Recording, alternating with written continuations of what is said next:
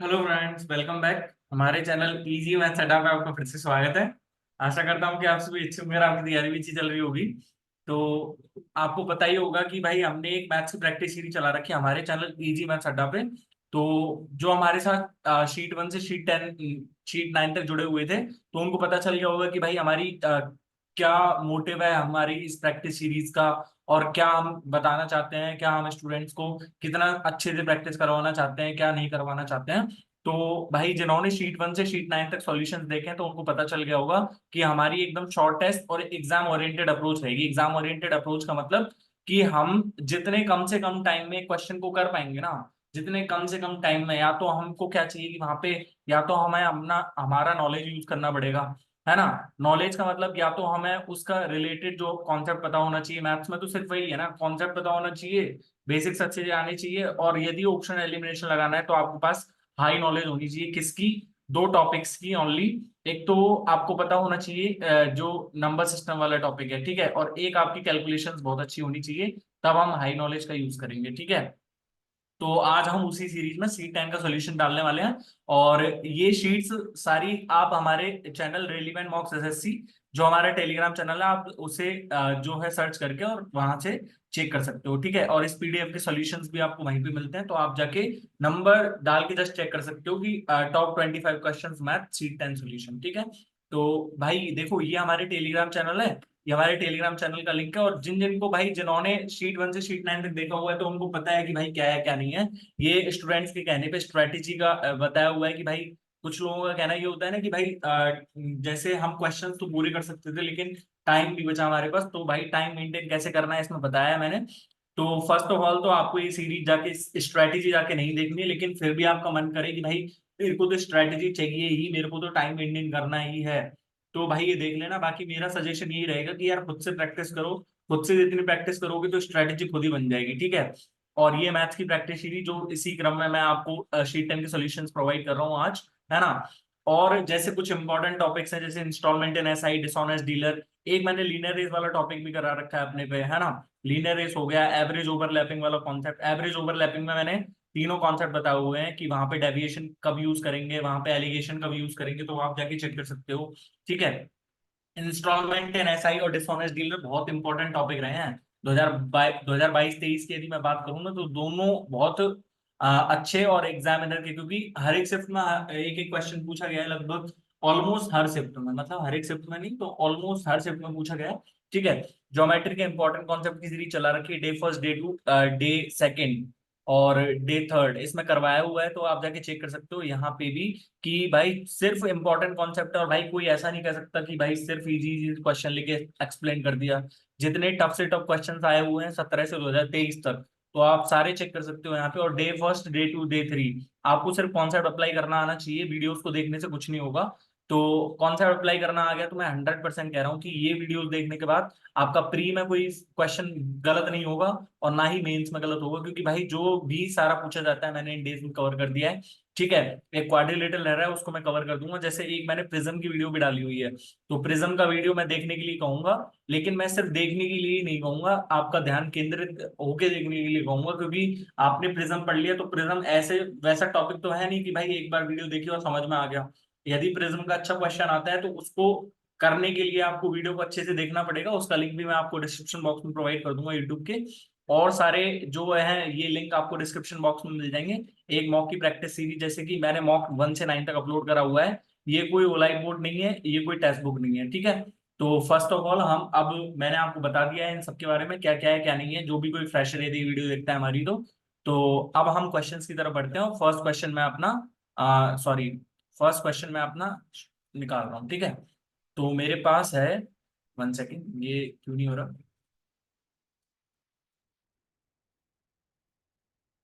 1 second, this is not working.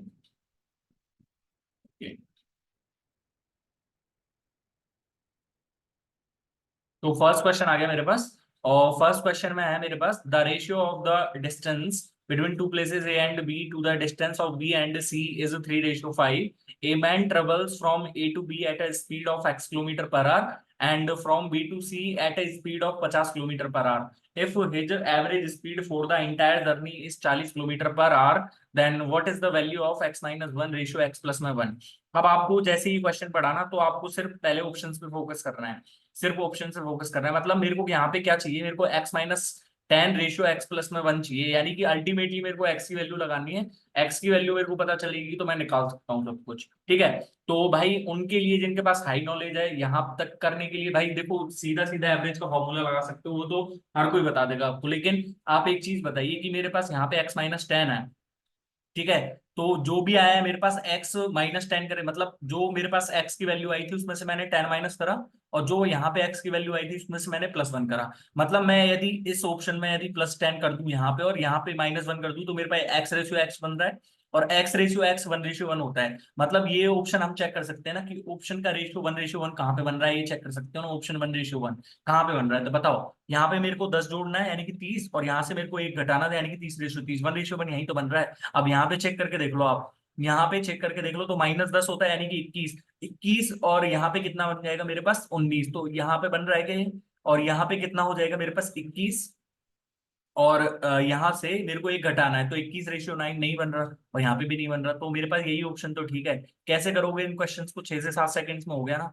Question पढ़ने के बाद यदि क्वेश्चन समझ में आ गया तो 6 से 7 सेकंड ही लगेंगे ना, ऐसे करोगे तो क्वेश्चन को। बाकी तो आप एवरेज स्पीड का फॉर्मूला लगा ही सकते हो, एवरेज स्पीड का फॉर्मूला तो हर कोई लगा सकता है। मेरे पास टोटल डिस्टेंस उसने कितनी कवर करी है, उसने 8 डिस्टेंस कवर करी है, ठीक है।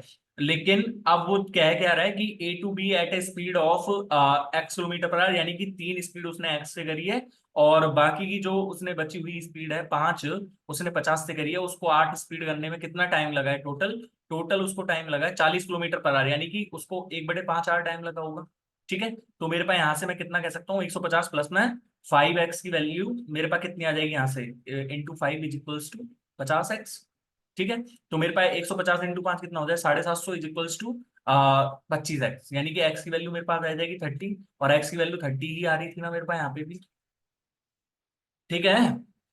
दूसरा क्वेश्चन है मेरे पास, दूसरा और मोस्ट इंपॉर्टेंट क्वेश्चन लगा लेना भाई। देखो मैं सारे की सारे जो सोर्सेज हैं हमारे PYQs ही हैं, आप चेक कर सकते हो। मैंने लास्ट वाले क्वेश्चन में वो मेंशन भी करा है, आपको पता भी चल जाएगा कि भाई पहले ऐसे क्वेश्चंस भी आते थे, और अब भी आने के चांसेस हैं, कभी भी आ सकते हैं, कोई भी क्वेश्चन कभी भी पूछा जा सकता है।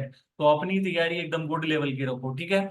अब मेरे पास यहाँ पे क्या बन रहा है, find the value of 7/2, 11/3 and 7/6, 11/15, 7/12, 11/35, dot dot dot something something, जो भी है मेरे पास लिख रहा है यहाँ पे, ठीक है। अब मेरे को ये नहीं पता भाई, मेरे को करना ही नहीं आता है ऐसे क्वेश्चंस को, पर यहाँ पे सिर्फ मेरे को एक चीज दिख रही है कि मेरे पास 2 सीरीज बन रही है यहाँ पे।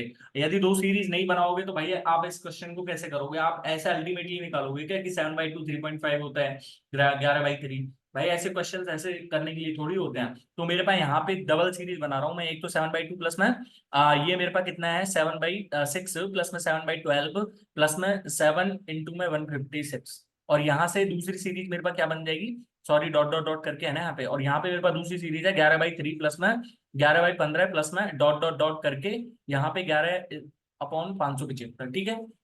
अब यहाँ पे ना आपको एक कॉन्सेप्ट, यदि मैंने आपको बहुत सारी सीट्स में ये क्वेश्चंस बताए हुए हैं कि मेरे पास यहाँ पे जैसे ये 7/2 है, तो मैं इसको सीरीज को सॉल्व करने बैठूं तो मेरे पास 7:1/2 ही तो है ये, 7:1 इंटू 2 ही तो है। प्लस अब मैं इसको क्या लिख सकता हूँ, 7:2:3 प्लस ये मेरे पास कितना हो जाएगा 3:4 प्लस में डॉट डॉट डॉट, ये मेरे पास 156, 156 तो सीधा पता होगा आपको 13/12 होता है, यानी कि 7/12 × 13 है। अब आपको ऐसे क्वेश्चंस को करना आता है ना, मैं 7 ऊपर से कॉमन लूँ तो ये मैं इसको अल्टीमेटली मैं क्या लिख सकता हूँ, इसको मैं 1 - 1/2 लिख सकता हूँ, प्लस ये 1/2 माइनस में 1/3 है, प्लस ये 1/3 माइनस में 1/4 है ना, प्लस में डॉट डॉट डॉट करके जो भी आएगा मेरे पास मतलब -1/13 आएगा लास्ट में, ठीक है।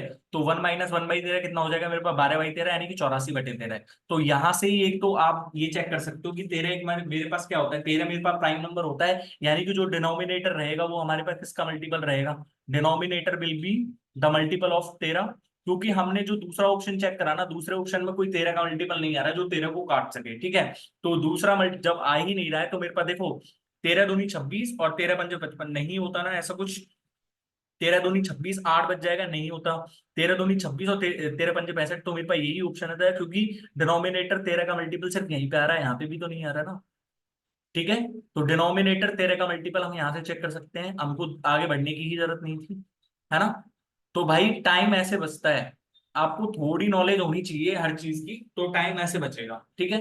अब कई लोग कहते हैं कि भैया टाइम ही नहीं मिला, तो टाइम कैसे मिलेगा जब आप पूरे उसको बेसिक से करोगे, क्वेश्चन को बेसिक से करने के लिए तो 10th क्लास तक ही थे। ठीक है, अब मेरे पास है यहाँ पे तीसरा question, the square root of which of the following is a rational number. ठीक है, तो मेरे पास यहाँ से तीसरा क्वेश्चन है, और तीसरे क्वेश्चन में आप क्या करोगे, आप एक एक का स्क्वायर निकाले बैठोगे, जो आपसे निकलना नहीं है कभी भी, जो आपसे निकलना नहीं है कभी भी। तो मैं यहाँ पे आपको एक बार कॉन्सेप्ट बताना चाहूंगा, ठीक है। मैं यहाँ पे आपको एक बार ना कॉन्सेप्ट बताना चाहूंगा, और कॉन्सेप्ट ये देखो, जैसे मेरे पास 2 का स्क्वायर कितना होता है, 4 होता है। 3 का स्क्वायर 9, 4 का स्क्वायर 16, 5 का स्क्वायर 25, 6 का स्क्वायर 36, 7 का स्क्वायर 49, 8 का स्क्वायर 64, 9 का स्क्वायर 81, 10 का स्क्वायर 100। ठीक है, 11 का 121, 12 का 144, 13 का 169, 14 का 196, 15 का 225, 16 का 256, 17 का 289, 18 का 324, और 19 का 361, और 20 का 400। ठीक है, अब मैं यहां से आगे यदि मैं लिखूं तो आपको देखो, मेरे पास अब यहाँ से 21 का कितना हो जाएगा, 441, 22 का कितना हो जाएगा मेरे पास 484, 23 का मेरे पास कितना हो जाएगा 529, 24 का मेरे पास कितना हो जाएगा 576, 25 का मेरे पास 625, 676, 729, और इसके बाद 784, और यहाँ पे 841 और 300। तो मैं यहाँ पे अब एक चीज देख के बताऊं मेरे को कि भाई मेरे पास यहाँ पे मेरे को पॉइंट के बाद 49 दिख रहा है, पॉइंट के बाद 24 दिख रहा है, पॉइंट के बाद 49 दिख रहा है, पॉइंट के बाद 28 दिख रहा है। तो यहाँ पे एक चीज बताइए, मैं आपको कॉन्सेप्ट क्या बताना चाहता हूँ कि जैसे अब जिससे इससे आगे जितने भी मैं नंबर्स लूंगा, तो मेरे पास 961 है ना, 1024, फिर उसके बाद आएगा मेरे पास 1089, फिर 1156, फिर 1225, फिर 1296, ऐसे ही आएगा ना, फिर 1369, ऐसे ही चलेगा ना।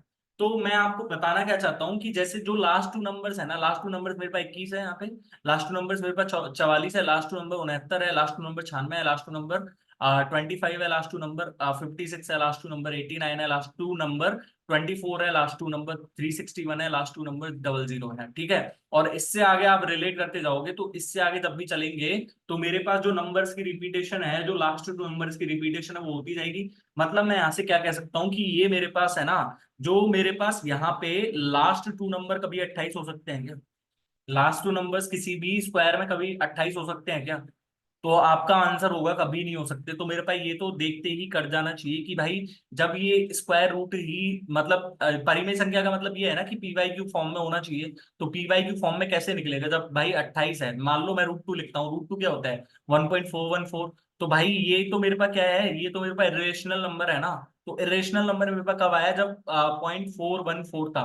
14 है मेरे पास, तो 14 किसी का दिख रहा है क्या आपको कहीं पे, दिख रहा है क्या 14 कहीं पे लास्ट में? तो यहाँ पे मैं जब ये 0.28 लिखूंगा, तो इसका जो रेशनल जो इसका स्क्वायर रूट रहेगा वो क्या रहेगा हमेशा, क्या रहेगा हमेशा, इसका जो स्क्वायर रूट रहेगा वो हमेशा रेशनल नंबर रहेगा।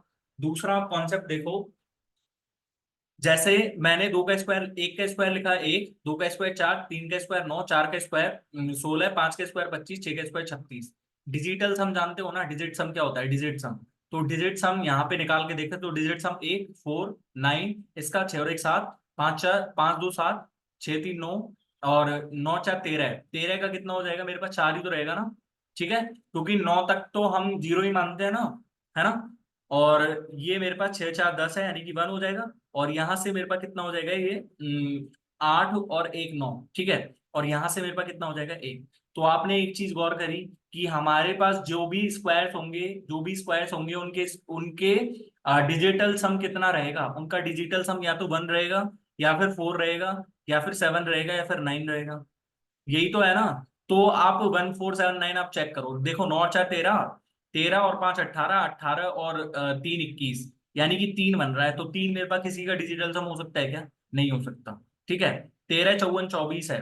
ठीक है, तो 4 2 6, 6 और 9 15, 15 और 4 19 हो गया। 19 यानी कि एक एक बन रहा है क्या मेरे पास कोई, यहाँ पे तो एक मेरे पास डिजिटल सम हो सकता है। तो मेरे पास यही ऑप्शन तो ठीक है। अब यहाँ से चेक करके देख लो, 9 4 13, 13 5 18 और 2 20 और 6 26, 26 का कितना हो जाएगा 8। 8 का भी डिजिटल सम हो सकता है क्या? ठीक है, तो आपको किसके नंबर, किसका यहाँ पे नॉलेज चाहिए था, आपको नंबर सिस्टम का नॉलेज चाहिए था ना। नंबर सिस्टम का नॉलेज चाहिए था ना आपको, और स्क्वायर्स वगैरह का नॉलेज चाहिए था ना आपको। पूरा कॉन्सेप्ट एक्सप्लेन कर दिया है, यदि ऐसा कोई क्वेश्चन आता है तो आप छोड़ोगे क्या? ठीक है, पूरा कॉन्सेप्ट एक्सप्लेन कर दिया है, इससे ज्यादा कॉन्सेप्ट क्या ही एक्सप्लेन करूंगा, एक ही क्वेश्चन में लगा रहूंगा क्या? ठीक है। अब मेरे पास है यहां से क्वेश्चन नंबर 4 पे बढ़ रहा हूँ, ठीक है। तो मेरे पास क्वेश्चन नंबर है, the average age of Anil, Sheela and Rohit was 46 year at the time of marriage of Rohit. मतलब इन तीनों का सम यदि मैं निकालूं तो यहाँ पे यदि आपको एवरेज दिया हुआ है तो एवरेज से सम कैसे निकालते हैं? एवरेज इनटू में टोटल जो उनका रहेगा ईयर्स, तो मेरे पास 138 आ गया ना, सम तो इनका 138 आ गया मेरे पास। अब यहाँ पे क्या है, कह रहा है if Rohit married with Nisha and after 2 years they become parents. मतलब शादी हुई है रोहित की निशा से, और निशा जो उनकी शादी के 2 years बाद वो पेरेंट्स बन गए हैं, है ना। और अब से 5 year के बाद, मतलब 2 years and 5 years of, after 5 years of their marriage, the average age of all 5 members becomes 37.8 years। मतलब 5 years के बाद कितना एज बन रहा है उनका? 37.8 years, मतलब 37.8 इंटू में 5, क्योंकि 5 मेंबर्स का है ना, यानी कि टोटल एज 37 थी 185, सॉरी 37 पंजे 185, और यहाँ से 4 यानी कि 189 आ गया मेरे पास।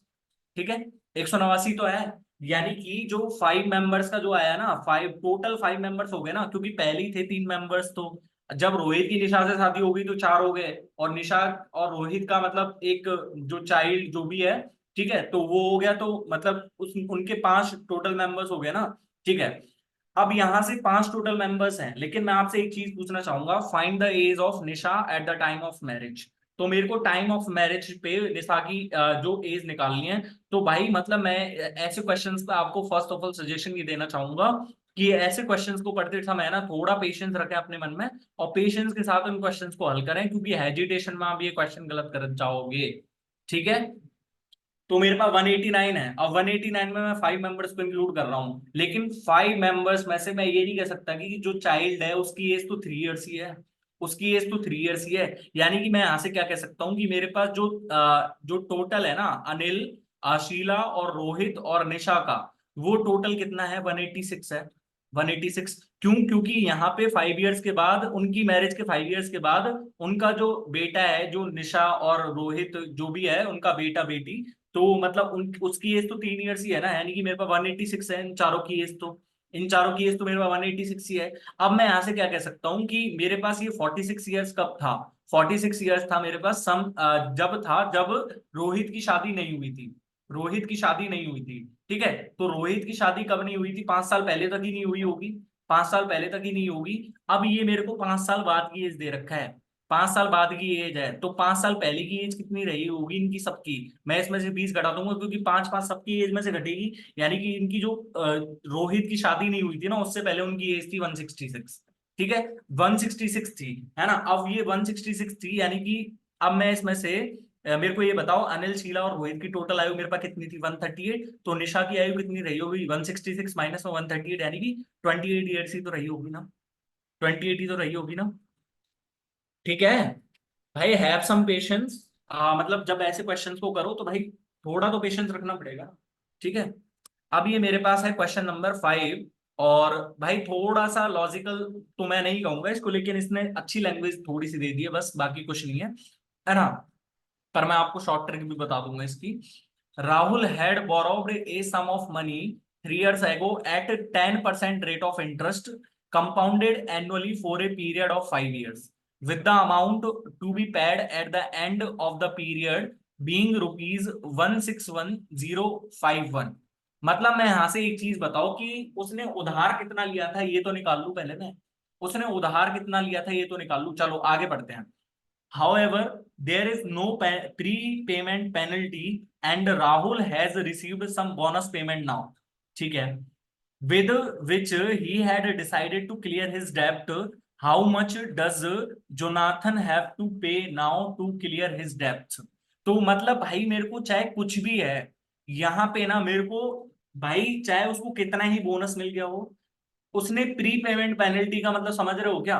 प्री पेमेंट पेनल्टी का मतलब ये है कि राहुल ने 3 years पहले लिए थे, 5 ईयर्स के लिए, मतलब वो 3 ईयर्स पहले लिए थे, तो वो जो 3 ईयर्स पहले लिए थे ना, तो यहाँ पे प्री पेमेंट पेनल्टी का मतलब ये है कि वो अब 5 ईयर्स तक नहीं जा रहा, वो 3 ईयर्स के एंड पे ही पे कर रहा है उसको, 3 ईयर्स के एंड पे ही पे कर रहा है। या फिर आप ये बताइए मेरे को, चाहे कितना ही बोनस मिल गया हो, कितना ही कुछ कर दिया हो, लेकिन रेट ऑफ इंटरेस्ट तो वही रहेगा ना, रेट ऑफ इंटरेस्ट थोड़ी चेंज हो जाएगा। जब rate of interest he change नहीं होगा, तो उसके द्वारा जो जैसे जो जितने ही ईयर्स में चुकाया हुआ उसने, 10 से 11, 10 से 11, 10 से 11, ठीक है, तो अल्टीमेटली जो भी ऑप्शन रहेगा मेरे पास 11 का मल्टीपल रहेगा, तो अल्टीमेटली जब जो भी मेरे पास ऑप्शन रहेगा वो 11 का मल्टीपल रहेगा। ये 11 का मल्टीपल नहीं है, ये 11 का मल्टीपल नहीं है, सॉरी ये 11 का मल्टीपल है, ये 11 का मल्टीपल है, ठीक है।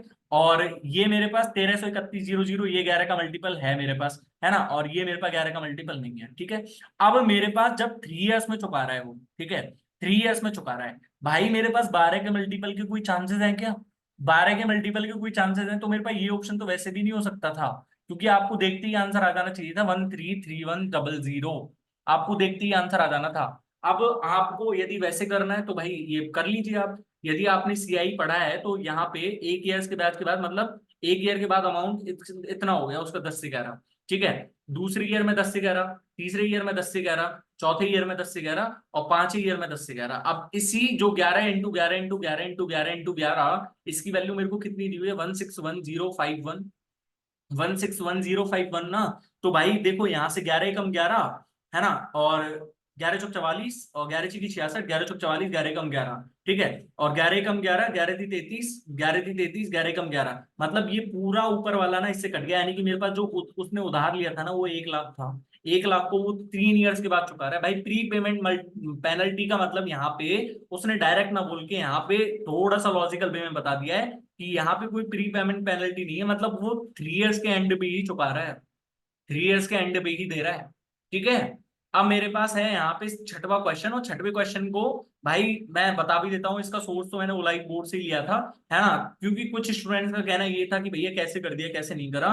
तो भाई मेरे को एक चीज बताओ, मैं यहाँ से सिर्फ एक चीज बताना चाहूंगा आपको, है ना, to circles of radii 37 centimetre and 12.5 centimetre touch each other internally, internally touch करते हैं। मैं आपको चित्र भी नहीं बनाना चाहूंगा इस चीज का, लेकिन आपको चित्र बना के थोड़ा सा समझा देता हूँ जिससे आपको समझ में आए, क्योंकि आपकी बुद्धि तो भाई भ्रष्ट हो चुकी है ना, ठीक है। Chord P Q of larger circle is tangent to smaller circle, ठीक है, मेरे पास यहाँ पे कॉर्ड पी क्यू है कोई, ठीक है, मैंने पी क्यू लगा लिया। Find the length of P Q, मेरे को पी क्यू की लेंथ चाहिए। भाई मेरे पास यहाँ पे यदि मैंने ये सेंटर मान लिया, है ना, ये सेंटर मान लिया मैंने बड़े सर्कल का, और ये सेंटर से जब मैं कोई कॉर्ड पास करूंगा तो ये क्या हो जाएगा, इसका डायमीटर हो जाएगा, डायमीटर। मतलब मेरे पास डायमीटर यहाँ पे देखो, मेरे पास रेडियाई 37 सेंटीमीटर है, जब रेडियाई 37 सेंटीमीटर है तो मेरे पास डायमीटर कितना है, 74 सेंटीमीटर। तभी मैं कहता हूं कि क्वेश्चन पढ़ने के बाद ना मैथ्स में एक बार ऑप्शन जरूर चेक कर लिया कर लो, एक बार ऑप्शन जरूर चेक कर लिया करो, ठीक है।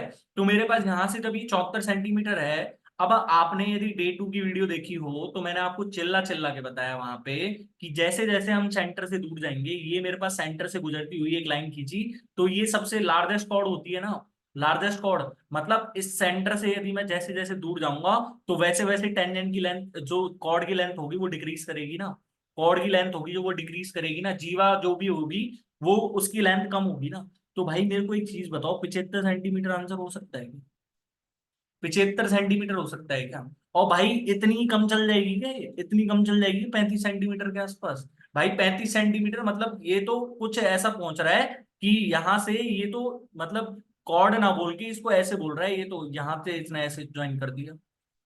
35 सेंटीमीटर आंसर हो सकता है क्या? अब भाई जिसको नहीं पता है तो उसको मैं बता देता हूं अब यहाँ पे, कि जैसे ये मेरे पास ये तो मेरे पास बड़े सर्कल का सेंटर था, ये यदि मैंने छोटे सर्कल का सेंटर मान लिया, ठीक है, जब ये मैंने छोटे सर्कल का सेंटर माना ना, तो भाई ये मेरे पास जब रेडियस 12.5 है, तो मेरे पास ये टोटल लेंथ कितनी है, टोटल लेंथ मेरे पास कितनी है, ये 25 सेंटीमीटर है मेरे पास। जब ये 25 सेंटीमीटर है और ये मैंने बड़े सर्कल का सेंटर माना है, तो मेरे पास बची कुची लेंथ कितनी है, ये बची कुची लेंथ है मेरे पास यहाँ से यहाँ तक की, ये मेरे पास 12 सेंटीमीटर नहीं है क्या, 12 सेंटीमीटर नहीं है क्या ये? और 12 सेंटीमीटर ये है तो 12, 35, 37 का ट्रिपलेट नहीं पढ़ा आपने? तो समझ में आ गया क्यों करा था ऐसा क्वेश्चन ऐसे, टाइम बचना चाहिए बस। ठीक है, वैसे भी लगा के देख लेते कि भाई हम जो कॉर्ड है, तो कॉर्ड में तो हम कैसे लगाएंगे, कॉर्ड में हम पाइथागोरस लगाएंगे, और पाइथागोरस जब लगाते हैं तो मेरे पास हाफ कॉर्ड पे लगती है वो, हाफ कॉर्ड पे, तो 32.5 होगा इसका हाफ, और 32.5 पे क्या ही पाइथागोरस लगाओगे, बताओ लगा सकते हो क्या कभी? लगा लेना भाई, मैं तो नहीं लगाऊंगा भाई, ठीक है। अच्छा, मेरे पास 7वां क्वेश्चन है। There are two mixtures containing gold, silver, and platinum. First mixture contains 36% of silver, and the second mixture contains 26% of silver. The percentage of gold in both mixtures are same. अच्छा, मतलब both mixture में same है. If 200 kg of first mixture is mixed with the 500 kg of second mixture, then the percentage of gold in the resultant mixture is 40%. Find the quantity of platinum in the resultant mixture. इसका हिंदी पता नहीं कहाँ गया मेरे को, है ना, लेकिन मैं आपको थोड़ा सा एक्सप्लेन कर देता हूँ ये क्या कहना चाहता है कि भाई किसी के पास दो मिक्सचर है जिसमें सोना है, चांदी है और प्लेटिनम है, ठीक है। जो हमारे पास पहला मिक्सचर है उसमें उसमें 36% चांदी है, दूसरे मिक्सचर में 26% चांदी है, ठीक है। और दोनों जो मिक्सचर्स में, दोनों मिश्रण में सोने का जो परसेंटेज है वो सेम है।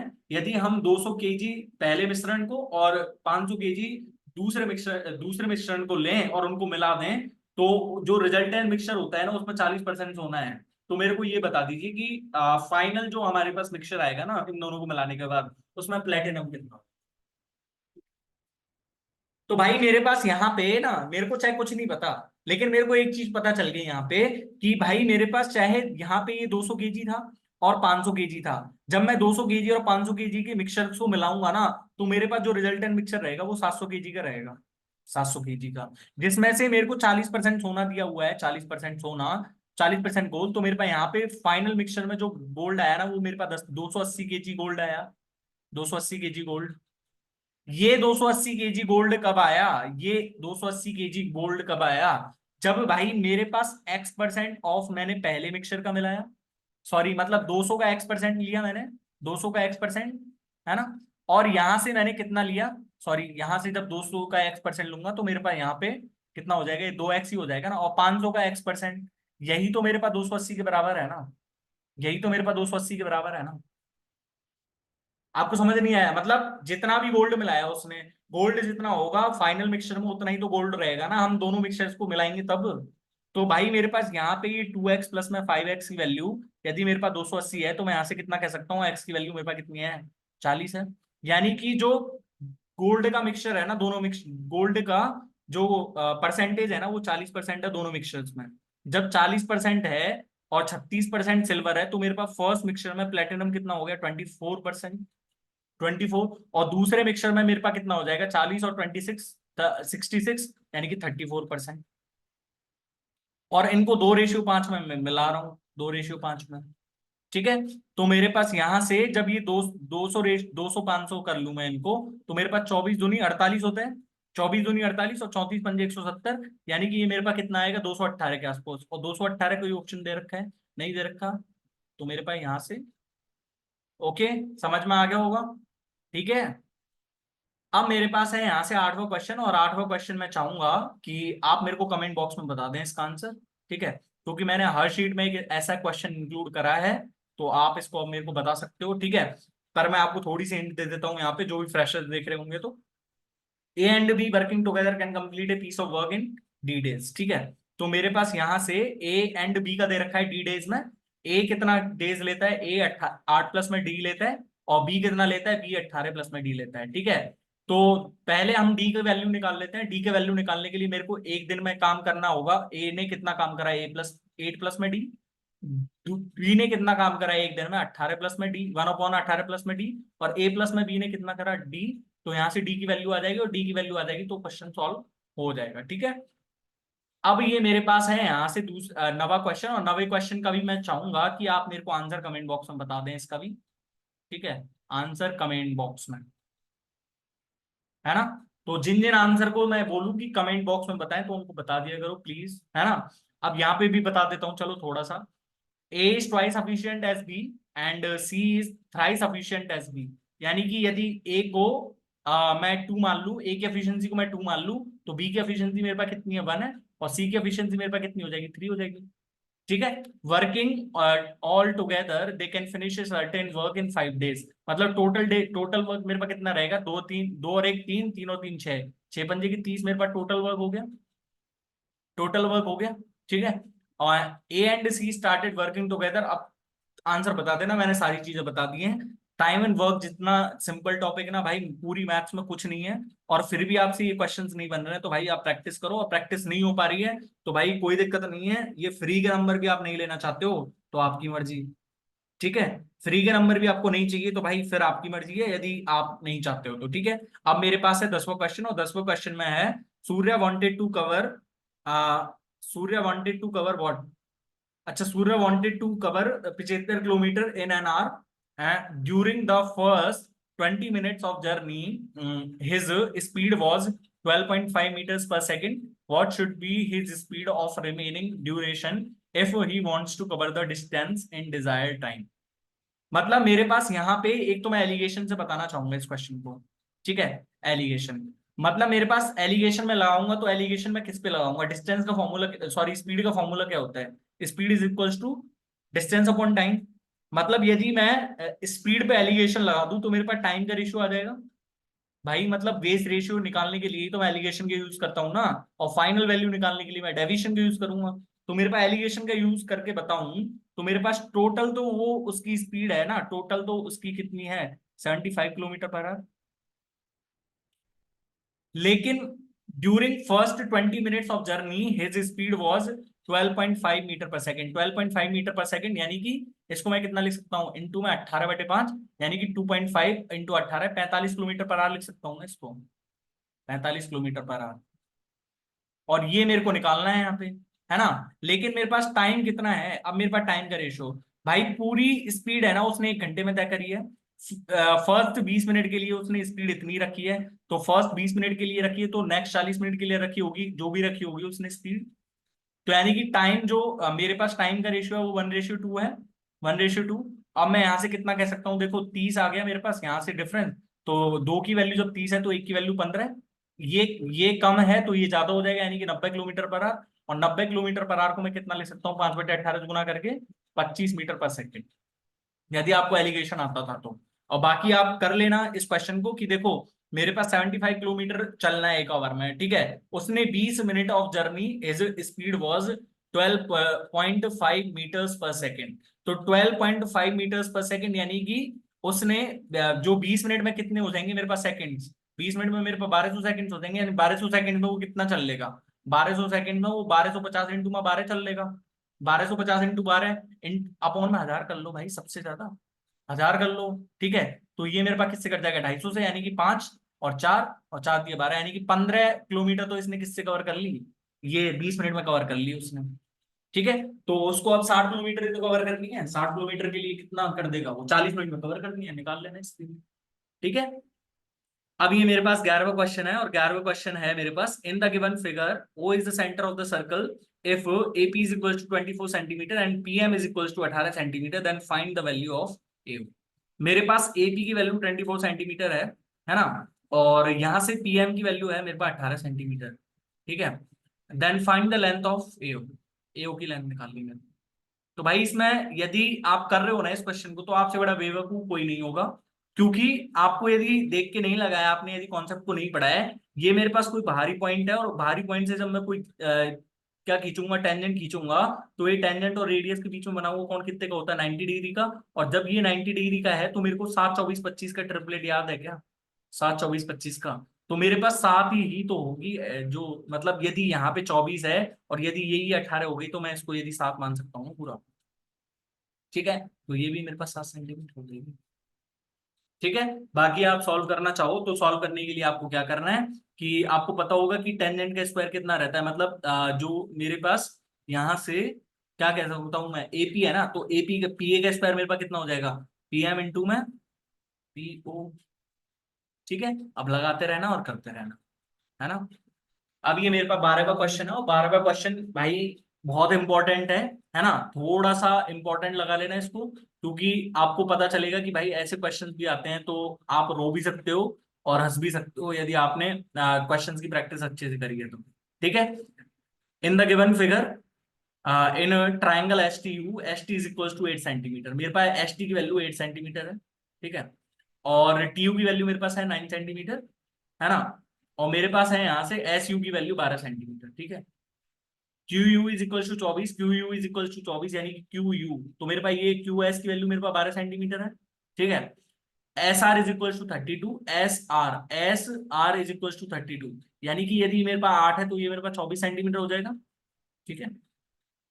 और PT is equal to 27, PT is equal to 27 यानी कि ये 9 है तो ये मेरे पास 18 सेंटीमीटर हो जाएगा।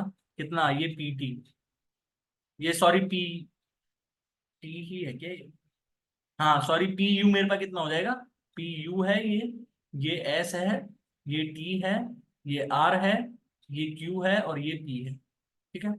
तो मेरे को क्या चाहिए, मेरे को what is the ratio of area of triangle P Q U and area of triangle P T.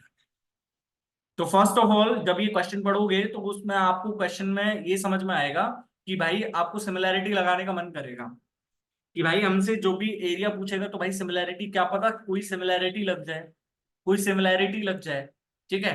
तो मैं यहाँ से सिमिलैरिटी लगा पाऊंगा या नहीं लगा पाऊंगा, पहले तो ये देख लो, पहले तो ये देख लो अच्छे से। ये मेरे पास 18 सेंटीमीटर है ना, ये मेरे पास 24 सेंटीमीटर है, पर मेरे पास ये रेशियो नहीं दे रखा है, ये रेशियो नहीं दे रखा है मेरे को, है ना।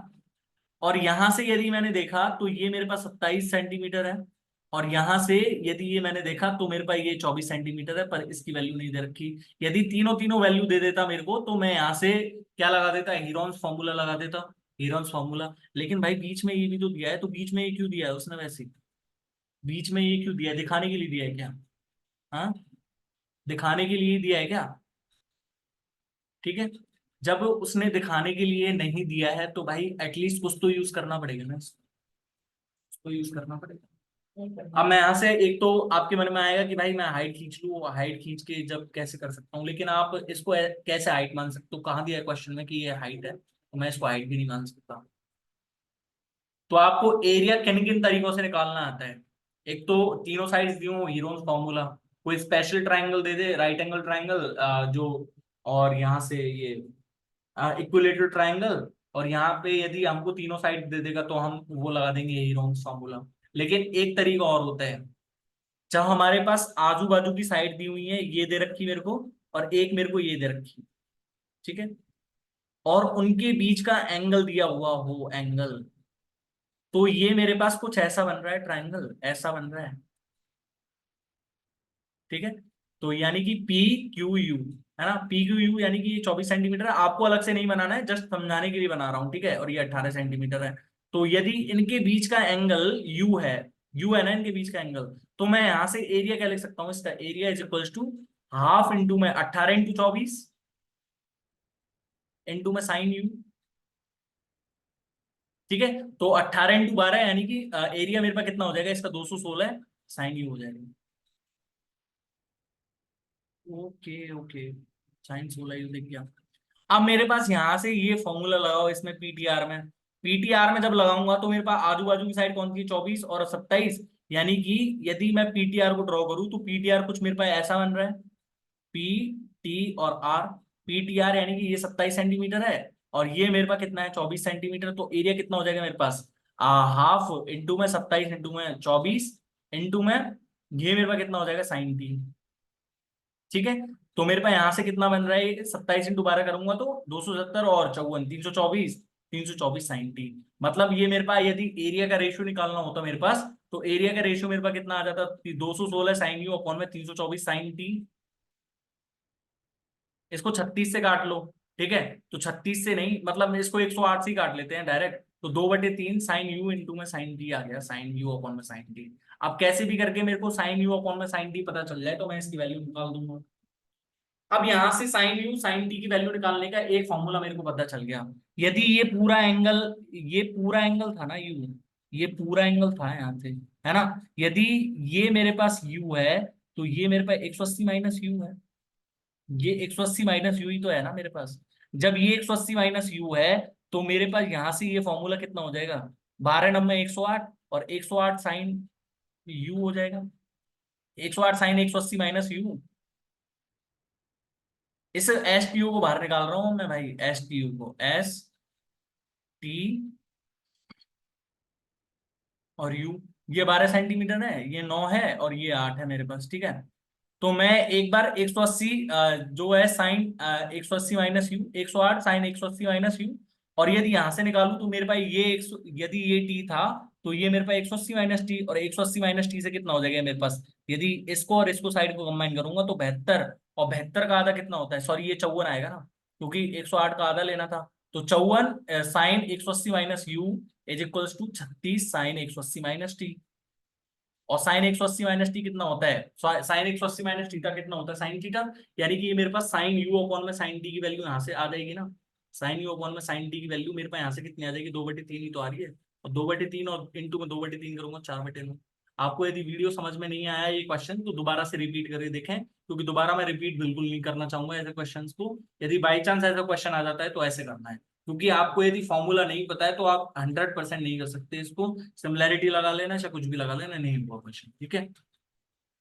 अब ये मेरे पास है 14वां क्वेश्चन, और 14वें क्वेश्चन में मेरे पास दिया हुआ है there are 3 groups of person, male female and children. There are 20 males and the number of females and children taken together is 4 more than that of males. The average weight of males is 54 kg, that of females is 49 kg, and that of children is 30 kg. If the average weight of whole group is 48.25 kg, then what is the difference between the number of females and the number of children? मतलब मेरे पास यहां से यदि मैं females को x मान लू और चिल्ड्रन को यदि वाई मान लू तो मेरे पास एक्स प्लस में वाई 24 है ना। तो मेरे को एक्स माइनस वाई चाहिए, है ना। यदि मैं ऑप्शन चेक करूं तो ऑप्शन में मेरे पास दो ऑप्शंस कट रहे हैं, 17 और 13। अब भाई आप कहोगे कि यार भैया रट के आया हो क्या, तो भाई मैं रट के नहीं आया हूं यार। आपको यदि ये 17 और 13 ऑप्शन काटना है तो मेरे को एक चीज बताओ, एक्स माइनस वाई को यदि मैं 17 लेता हूँ, एक्स माइनस वाई को मैं 17 लेता हूँ तो एक्स की वैल्यू मेरे पास कितनी आ जाएगी, 41/2। और वाई की वैल्यू मेरे पास कितनी हो जाएगी, 7/2। तो भाई मेरे को ये बताओ एक्स और वाई था क्या, ये मेरे पास नंबर ऑफ फीमेल्स थी, नंबर ऑफ फीमेल्स, और ये मेरे पास क्या था, नंबर ऑफ चिल्ड्रन। तो भाई इनका नंबर कभी डेसिमल में जा सकता है क्या, इनका नंबर कभी डेसिमल में जा सकता है क्या, नहीं जा सकता। जब हम इसको रखेंगे तो भी डेसिमल में जा रहा है, इसको रखेंगे तो भी डेसिमल में जा रहा है, तो ये दोनों ऑप्शंस तो देखते ही कट गए। हाँ हमारे पास दो ऑप्शंस बच गए हैं, दो ऑप्शंस में से किसी को रख के चेक कर लो, एक को नहीं आएगा तो दूसरा हमारा आंसर हो जाएगा। मैं 10 को रख के चेक कर रहा हूँ कि भाई एक्स माइनस में वाई 10 है। जब मेरे पास एक्स माइनस में वाई 10 है ना तो मेरे पास एक्स की वैल्यू यहाँ से 17 आ गई, और वाई की वैल्यू मेरे पास कितनी आ गई, यहाँ से 7 आ गई, ठीक है। एक्स की वैल्यू 17, वाई की वैल्यू 7। भाई हर एक क्वेश्चन को हर एक तरीके से बताऊंगा, टेंशन मत लो, ठीक है। तो मेरे पास यहाँ पे कितना दे रखा है, there are 20 males and the number of females and children taken together is 4 more than that of males. The average weight of males is 54 kg। मतलब यहाँ से यदि मैं सम निकालू इनका सम, तो 20 मेल्स है यानी कि 1080 हो जाएगा यहाँ पे, ठीक है। और यहाँ say that of females is 49 kg, 49 kg यानी कि सम यदि मैं यहाँ से निकालू तो सम यानी कि 49 × 17 यानी कि 17×9 = 153, और 17×4 = 68, और 83, ठीक है। और यहां से यदि 30 kg है तो 30×7 = 210, यानी कि मेरे पास टोटल कितना हो गया, 1000 और 1000 कितना हो जाएगा, 2000, 2090। और यानी कि यहाँ से 2090 प्लस में 33 करूंगा तो मेरे पास 2123 आ रहा है, ठीक है। 2123, और टोटल नंबर मेरे पास कितना हो जाएगा यहाँ से, 44, ठीक है। तो अब यहाँ से ऑप्शन आ सकता है, नहीं आ सकता। ये मेरे पास 11 का मल्टीपल बन रहा है, तो देखो 11 × 11 है ना, और ये मेरे पास कितना हो जाएगा, 11×9 = 99, 11×3 = 33, 193/4, और 193/4, यदि ये 192 होता, 192 होता तो मेरे पास 48 जाता। तो यदि 193 है तो 48.25 चला जाएगा, तो मेरे पास यहाँ से 10 ही तो ऑप्शन है, ठीक है। आपको यदि ये समझ में नहीं आया है, आपका दिमाग खुल जाएगा यदि ऐसे यहाँ पे देखो। वहां एग्जाम में तो आपको जो शॉर्ट पड़ेगा वो करना है, लेकिन यहाँ पे तो आपके माइंड खोलने के लिए मैं बता रहा हूँ ना, कि भाई जिसको आंसर नहीं भी पता है, जिसको आंसर नहीं भी पता है, जैसे मान लो सपोज करो कि जिसने 17 और 13 काट दिए, जिसके पास एग्जाम में टाइम बचा नहीं है, उसने मान लो बाई चांस गलती से भी 10 कर दिया, तो भाई उसकी पॉसिबिलिटी, मान लो हमने दो ऑप्शंस काट दिए, और दो ऑप्शंस काटने के बाद मेरे पास दो ऑप्शंस बचे, क्वेश्चन की पॉसिबिलिटी, क्वेश्चन को सही करने की पॉसिबिलिटी कितनी हो गई मेरे पास, 50% हो गई ना। दोनों में से कोई सा भी ऑप्शन लगाऊंगा, यदि सही हो गया तो ठीक है, नहीं तो एटलीस्ट ये तो है कि मैंने क्वेश्चन कर दिया, ठीक है। अब ये मेरे पास है यहाँ से कितने मेल थे मेरे पास, 20 मेल थे, लेकिन मैं यहाँ पे एवरेज जो होल ग्रुप का दे रखा है वो मेरे पास कितना दे रखा है, 48.25, लेकिन मेरे पास टोटल कितने दे रखे हैं, टोटल मेरे पास कितने दे रखे हैं, 44 है। इज इक्वल्स टू सीधा सीधा एवरेज का फॉर्मूला लगाओ यहाँ पे, 20 इंटू में 54 प्लस में, अब ये मेरे पास एक्स यदि फीमेल मानता हूं मैं तो 49x प्लस में एक्स यदि फीमेल है तो 24 माइनस एक्स चिल्ड्रन हो जाएंगे मेरे पास, 30 इंटू में 24 माइनस एक्स, ये फॉर्मूला लगाओ आपका सीधा आंसर आ जाएगा। ठीक है, तो मेरे पास 20 इंटू 54 कितना हो जाएगा, 1080 प्लस ये मेरे पास कितना हो जाएगा यहाँ से 19x, है ना, और यहाँ से 720, ठीक है, और यहाँ से ये 48.25 इंटू में 44, 44 इंटू में 0.25 करके देख लो, 44 इंटू में 0.25, यदि 40 होता तो मेरे पास 1000 हो जाता है, तो मेरे पास 44 होगा तो मेरे पास 1100 होगा, यानी कि 11 जोड़ना है। ठीक है, 11 और 48 इंटू में, मतलब यहाँ से अब मैं सीधा सीधा लिख दूं इसको 21 तो 23 को, प्रॉब्लम है क्या, प्रॉब्लम है क्या, तो यहाँ से आप सीधा सीधा जब चेक करोगे तो आपके पास आंसर है। ठीक है, दोनों तरीके बता दिए है ना। अच्छा, ये 15वें नंबर का क्वेश्चन है और लीनियर रेस का क्वेश्चन है ना, और लीनियर रेस मैंने करा दिया है यहाँ पे, आई टैब पे भी आपको दिख रहा होगा, बहुत अच्छे से एक्सप्लेन करा है, आप जाके देख लेना, आपका कोई क्वेश्चन गलत नहीं हुआ, इतने गारंटी के साथ कह सकता हूँ। ठीक है, हर एक जो प्रैक्टिस शीट में मैं इंक्लूड कर रहा हूँ, क्योंकि जो ज्यादा इंपॉर्टेंट टॉपिक लग रहे हैं तो उनको तो मैं यहाँ पे इतनी अच्छी प्रैक्टिस करवा दूंगा कि भाई कोई दिक्कत नहीं पड़ेगी, लेकिन आप पढ़ोगे ही नहीं तो कहाँ से होगा। ठीक है, in a 1 kilometer race, Yuvraj gives a start of 100 kilometer to Kohli and beats him by 200 metre. मतलब ये कहना क्या चाह रहा है कि 1000 मीटर की रेस थी मेरे पास, तो जब 1000 मीटर में जो है युवराज कोहली को 100 मीटर का स्टार्ट दे रहा है, यानी कि कोहली पहले ही 100 मीटर आगे से स्टार्ट कर रहा था, यानी कि वो 900 किलोमीटर चलता, लेकिन उसने फिर भी 200 मीटर से बीट कर दिया उसको, किसको, कोहली को। तो यानी कि कोहली ने कितना चला है उस कंडीशन में, कोहली ने चला है, यदि युवराज ने 1000 मीटर चला है तो कोहली ने कितना चला होगा, कोहली ने चला है 700 मीटर ऑनली। ठीक है, अब यहां पे दे रखा है in the same race Yuvraj gives a start of 100 metre to Dhoni and beats him by 300 metre. भाई अब यहाँ पे 100 मीटर का स्टार्ट दे रहा है, 300 मीटर से हरा रहा है, यानी कि धोनी ने कितना चला होगा, धोनी ने 600 मीटर चला होगा। ठीक है, by how many metres would Kohli beat Dhoni in the 50 metre race, 50 metre race. यहाँ पे ये ऐसा था कि लीनियर रेस वाला जब टॉपिक मैंने पढ़ाया था ना, तो मैंने आपको स्पष्ट बोला था वहां पे कि यहाँ पे टाइम कांस्टेंट है लिख रहा है। अब आपको टाइम कांस्टेंट कैसे दिख रहा है, देखो ये मेरे पास 1000 मीटर है, 1000 मीटर के जब जितने टाइम में युवराज 1000 मीटर चला होगा उतने ही टाइम में कोहली ने 700 मीटर चला होगा, तभी तो मेरे पास सीधा सीधा लिख रहा है कि भाई 100 मीटर का स्टार्ट देने के बाद भी 200 मीटर से हरा रहा है उसको।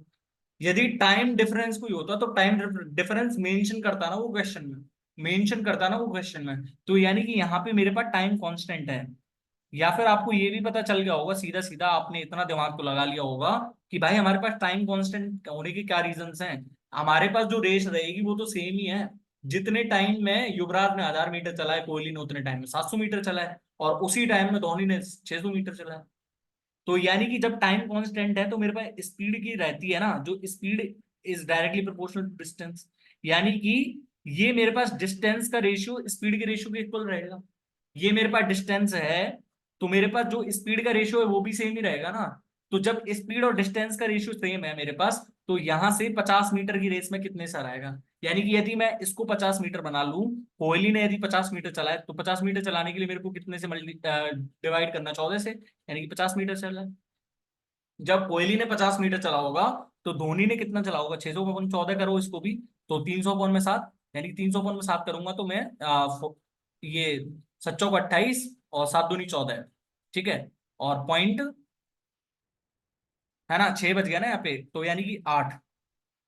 ठीक है, तो 42.8 समथिंग आ रहा है, अब 42.8 है तो 7.837 के आसपास तो जा नहीं सकता, 7.43 के आसपास ही होगा।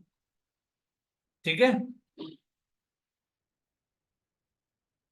16वां क्वेश्चन है, A and B started moving towards each other from X and Y respectively at the same time on the same day. The speed of A is 20% more than that of speed B. अच्छा, मेरे पास speed का ratio दे रखा है यहाँ पे कितना, speed यदि A की 6 है तो B की 5 है। After meeting on the way, A and B take P hours and 36/5 hours to reach Y and X respectively. Find the value of P.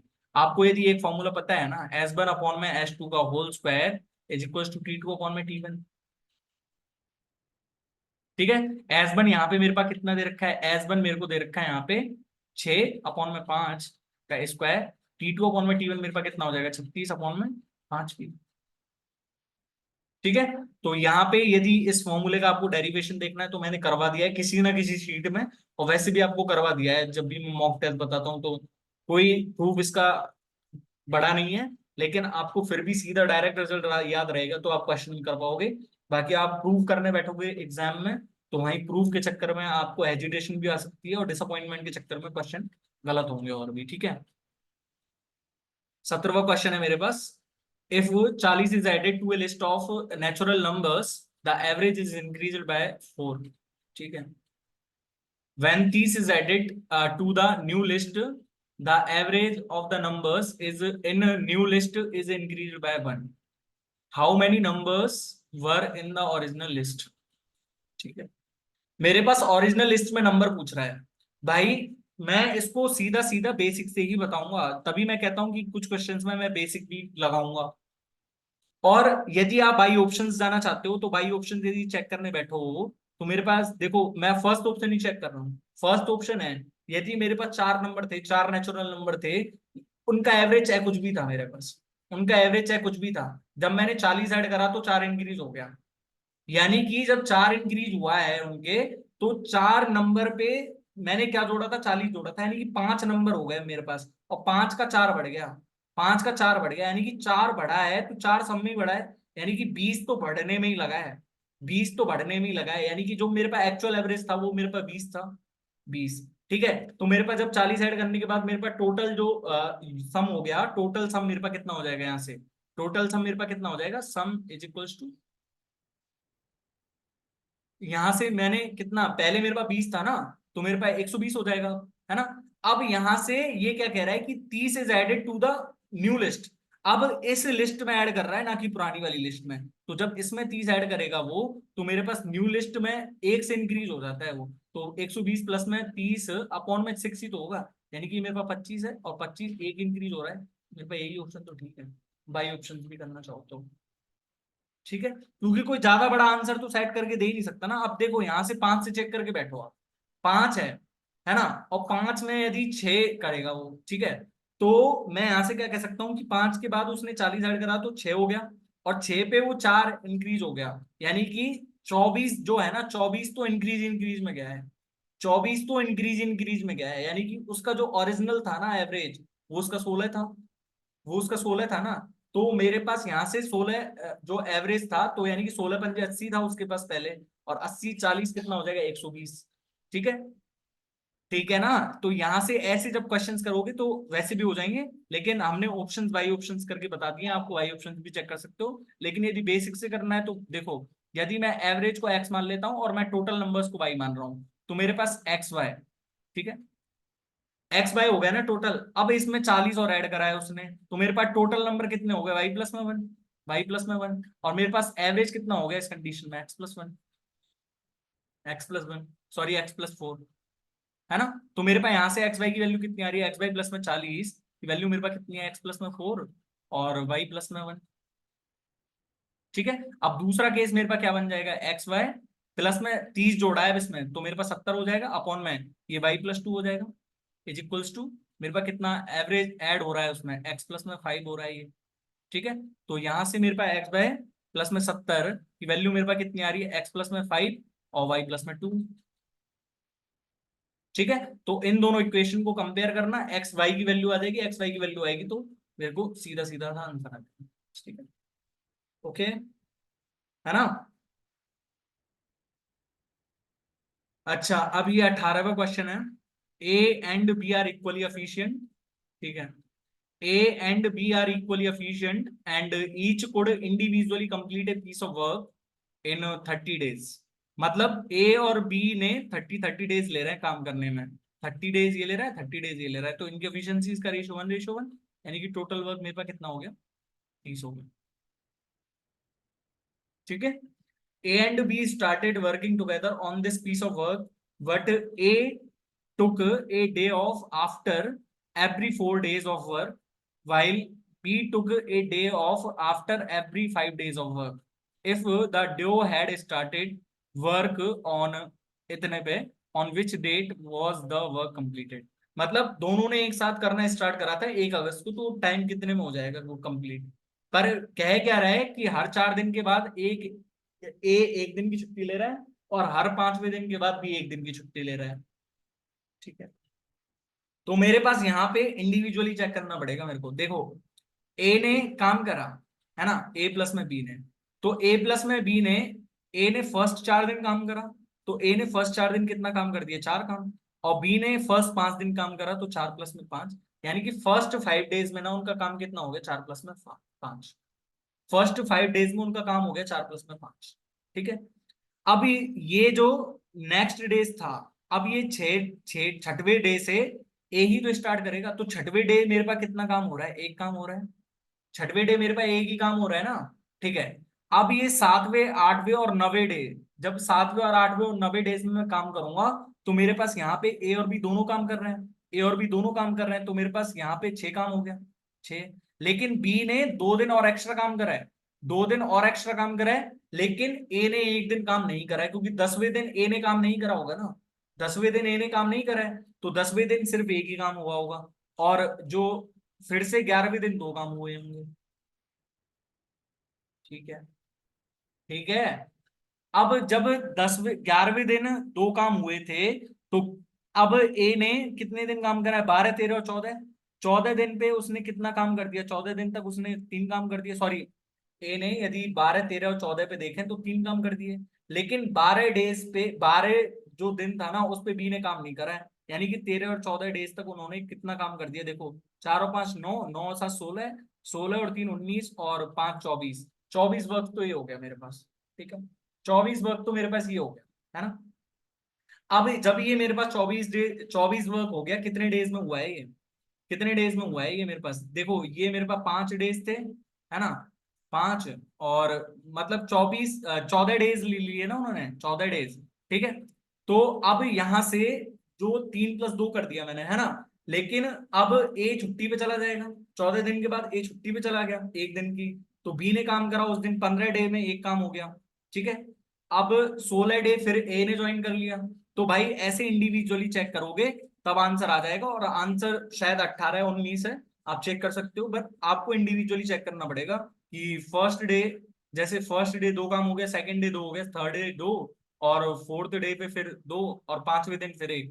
ठीक है, 5वें दिन फिर 1, छठवें दिन फिर 1, 7वें दिन फिर 2, 8वें दिन फिर 2, 9वें दिन फिर 2, और 10वें दिन फिर 1, 11वें दिन फिर 2, और 12वें दिन फिर 1 आएगा। ठीक है, अब हम 13वें दिन पे देखें, तो 13वें दिन पे तो क्या रहेगा? दोनों का ही रहेगा ना, ए और बी का, दोनों का ही रहेगा ना। मतलब हर चौथे दिन पे अपने को ए को क्या बैठाना है? रिलैक्स पे बैठाना है, यानी कि हर 5वें दिन पे, तो हर 15वें दिन पे बैठा देंगे, हर 5 के मल्टीपल पे उसको रिलैक्स पे बैठा देंगे ना, ए को, तो आपका आंसर आ जाएगा ना।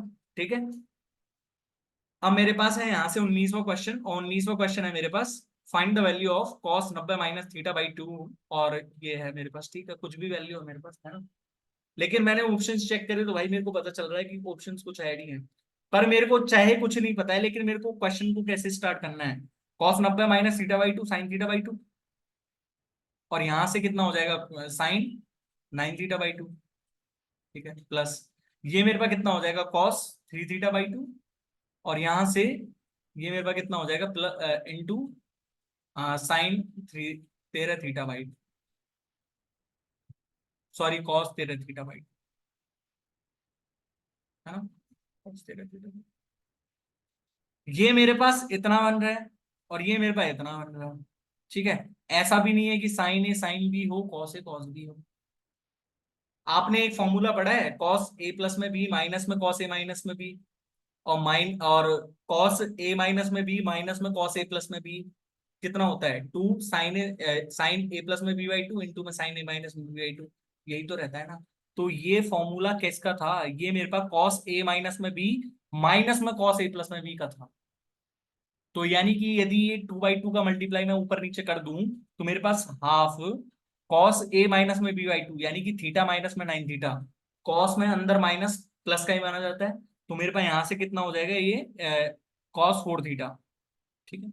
और यहां से मेरे पास कितना आ जाएगा माइनस में कॉस फाइव थीटा प्लस।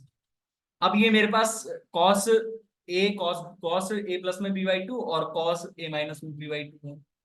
तो यहां से क्या फॉर्मूला होता है, कॉस ए प्लस में बी प्लस में कॉस ए माइनस में बी। तो यानी कि हाफ कॉस ए प्लस में B cos eight theta minus में कॉस फाइव थीटा, ठीक है। हाफ यदि कॉमन लूंगा तो मेरे पास क्या बच जाएगा, कॉस फोर थीटा प्लस में कॉस एट थीटा, ठीक है। करके देख ले, आठ चार बारह, यानी कि सिक्स थीटा ऑप्शन में आएगा, कॉस सिक्स थीटा। और कॉस सिक्स थीटा सिर्फ एक ही ऑप्शन में दिख रहा है ना मेरे को, ठीक है। ये क्वेश्चन है ना। मैं डीआई का क्वेश्चन है, कमेंट करना अपने आंसर्स को। जिन जिन के आंसर्स कमेंट करने के लिए बोल रहा हूँ उनको कमेंट कर दिया करो। एक आध तो ऐसे स्टूडेंट्स हैं भाई, बहुत अच्छे से पढ़ रहे हैं और भाई कमेंट भी करते हैं ऐसे, ठीक है। 21वां क्वेश्चन है, a merchant purchases a cloth at a rate of rupees 100 per metre and receives 5 centimetre length of cloth free for every 100 centimetre length of cloth purchased by him. Dishonest dealer का question है, और dishonest dealer वाला topic मैंने बहुत अच्छे से करवा रखा है आपको, ठीक है। लिंक भी पिन कर रखी थी, वहां पे आपको दिखा भी दिया था, और आप जाके चेक कर सकते हो यदि आपको, आई होप आपको समझ में आएगा, ठीक है। और अच्छे से देखना भाई, सिर्फ देखने से कुछ नहीं होगा, फोकस होके देखोगे तो समझ में भी आएगा, ठीक है। अच्छा, तो भाई जब उसने 100 पर मीटर में खरीदा, लेकिन 100 पर मीटर कीमत थी सिर्फ, एक्चुअल में उसको 100 से 105 मिला है, 100 से 105 मिला है उसको, ठीक है। He sells the same cloth at a rate of rupees 110 per metre, but he cheats his customer by giving 95 centimetre of length for every 100 centimetre length of cloth purchased by the customer. तो मतलब वो दे कितना रहा है, 100 से 95 दे रहा है भाई। वो उसने 100 सेंटीमीटर की जगह उसने 105 सेंटीमीटर लिया था, लेकिन वो देते टाइम 100 सेंटीमीटर की जगह 95 सेंटीमीटर दे रखा है। पर यहाँ पे एक और इन्फॉर्मेशन ये है कि उसने 100 पर मीटर से कितने पे बेची है वो, कितने पे बेची है वो, 110 पर मीटर पे बेची है, ठीक है। अब वो क्या कह रहा है, if the merchant provides a discount of 5%, मतलब 20 से वो चीज को कितने में दे रहा है, 19 पे, तो मेरे को टोटल प्रॉफिट बताना है। तो भाई जब मैंने आपको बताया था डिसऑनेस्ट डीलर वाला क्वेश्चन, तो आपको पढ़ा रखा है, मतलब ये तो 19 पाड़े 95, ठीक है। तो ये मेरे पास 20 पंजे 100 हो जाएगा, 100 से 100 कट गया, ठीक है। तो मेरे पास 100 इंटू 100 है यहाँ पे, और यहाँ पे मेरे पास 105 इंटू 110 है। इसको काट लो ना, 20, और यहाँ से 21 आ जाएगा, है ना। और यहाँ से ये मेरे पास कितना आ जाएगा, 20 और 22। तो मेरे पास यहाँ से 400 की वैल्यू 21 इंटू 22, 21 इंटू 22 कितना होता है, 462। कितने का जो है 62 का प्रॉफिट है 400 पे, यानी कि 62/4, 15.5% का प्रॉफिट है, ठीक है। आपने ऐसे कैसे लिखा, तो भाई आप थोड़े इक्वेशन बना के भी लिख सकते हो यदि आपको ये समझ में नहीं आया तो। यदि ये समझना है तो भाई डिसऑनेस्ट डीलर पढ़ के आओ अच्छे से, तब समझ में आएगा, है ना। बाकी आप मेथड्स लगाते रहो कि भाई 100 सेंटीमीटर लंबाई का कपड़ा उसने 100 पर मीटर से खरीदा, लेकिन और वो 100 की जगह 105 ले रहा है, यानी कि 105 की असली कीमत उसको कितनी पड़ी है, 100 ही पड़ी है, 100 ही पड़ी है ना।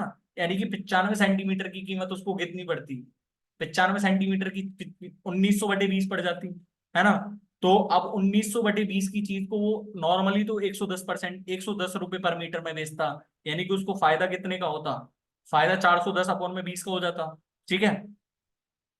तो अब वो 410/20 पे नहीं बेच रहा है, यानी कि 2310 में जो 20 करा है ना उसने, 2310/20 उस पर वो 5% का डिस्काउंट दे रहा है।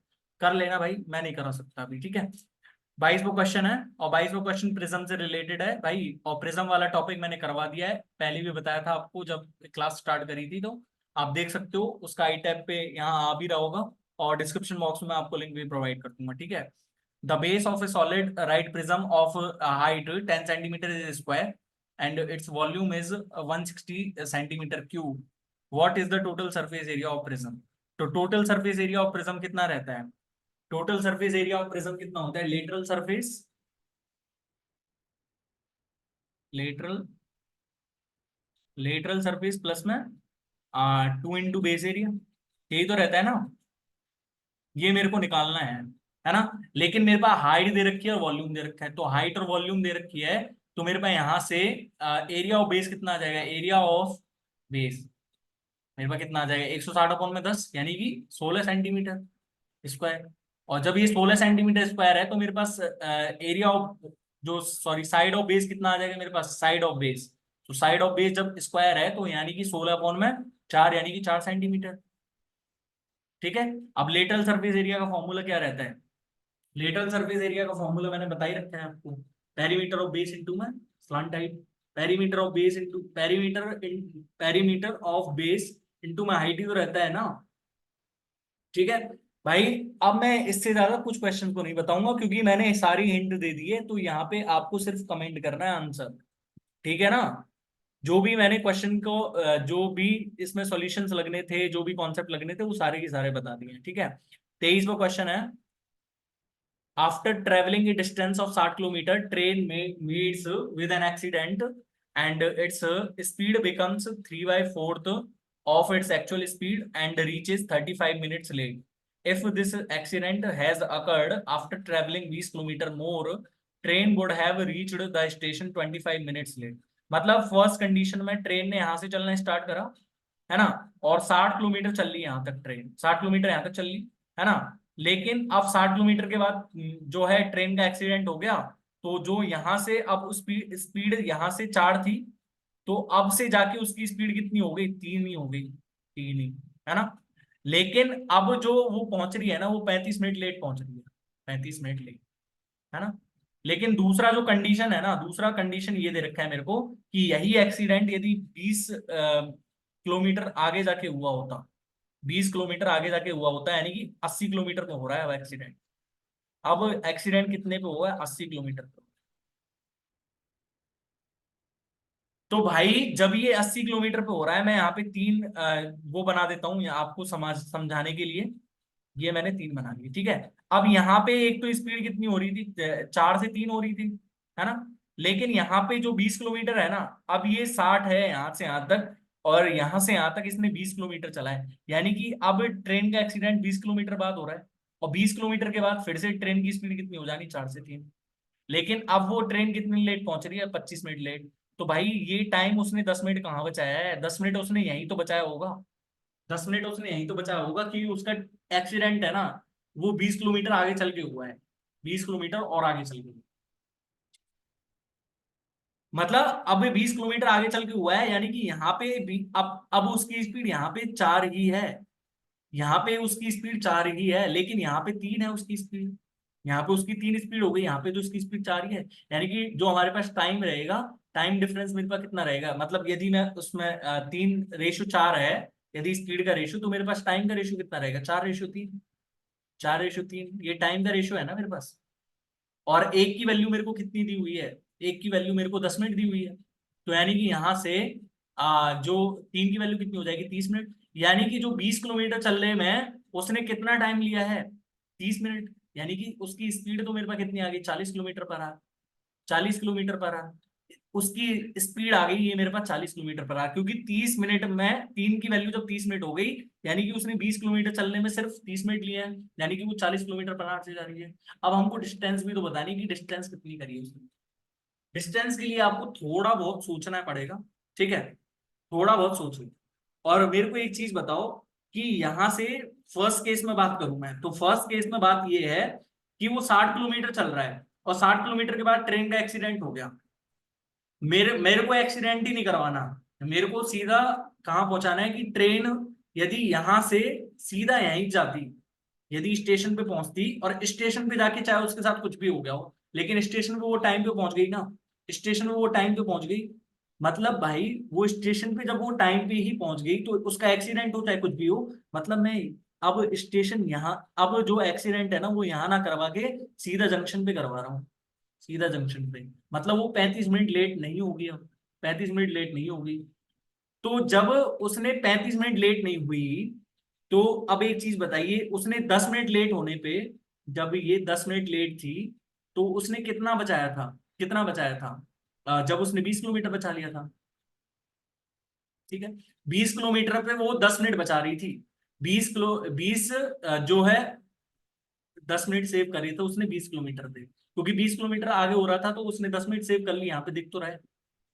तो मेरे को तो 35 मिनट सेव करनी है, और 35 मिनट सेव करने के लिए मेरे को कितना और करना पड़ेगा। जब मेरे को 35 मिनट सेव करनी है तो इसका 3.5 टाइम्स ही तो है, तो यानी कि इसका 3.5 टाइम्स कितना हो जाएगा मेरे पास, 70 किलोमीटर।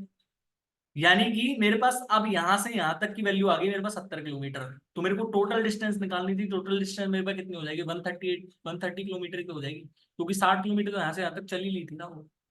समझ में आया तो ठीक है, नहीं तो कोई दिक्कत नहीं, छोड़ देना है ना, दोबारा देख लेना, और कुछ नहीं।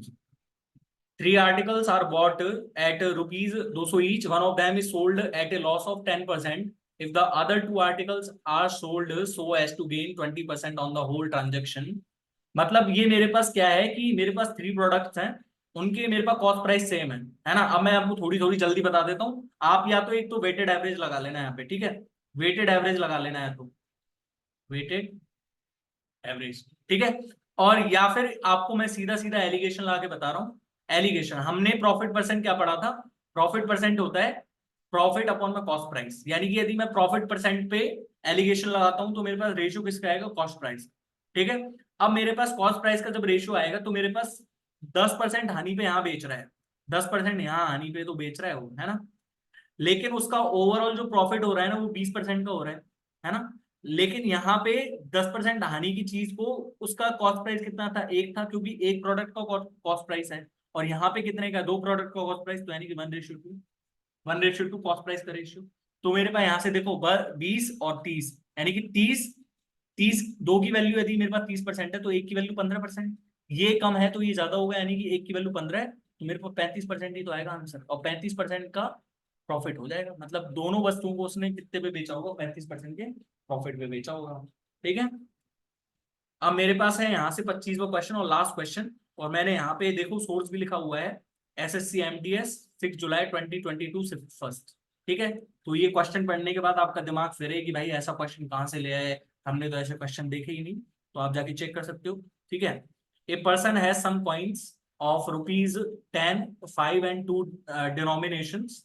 The ratio of the products of the numbers of rupees 10 and 5 coins and the number of rupees 5 and 2 coins and the number of 2 and 10 coins is 3:4:2 respectively. मतलब यदि मैं रुपीज 10 को ए मानू, रुपीज 2 को, यदि रुपीज 5 को डिनोमिनेशन में लिया है ना तो मैं उनकी संख्या को बी मान रहा हूँ, और रुपीज 2 की संख्या को मैं सी मान रहा हूँ। तो मेरे पास यहाँ पे A B ratio, B C ratio, C A दिया हुआ है मेरे को कितना, 3:4:2।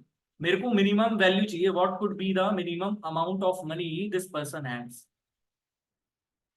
तो भाई मिनिमम अमाउंट निकालने के लिए मेरे को एबीसी की वैल्यू तो चाहिएगी ना, एबीसी की वैल्यू तो चाहिएगी ना मेरे को, एबीसी की वैल्यू चाहिएगी मेरे को।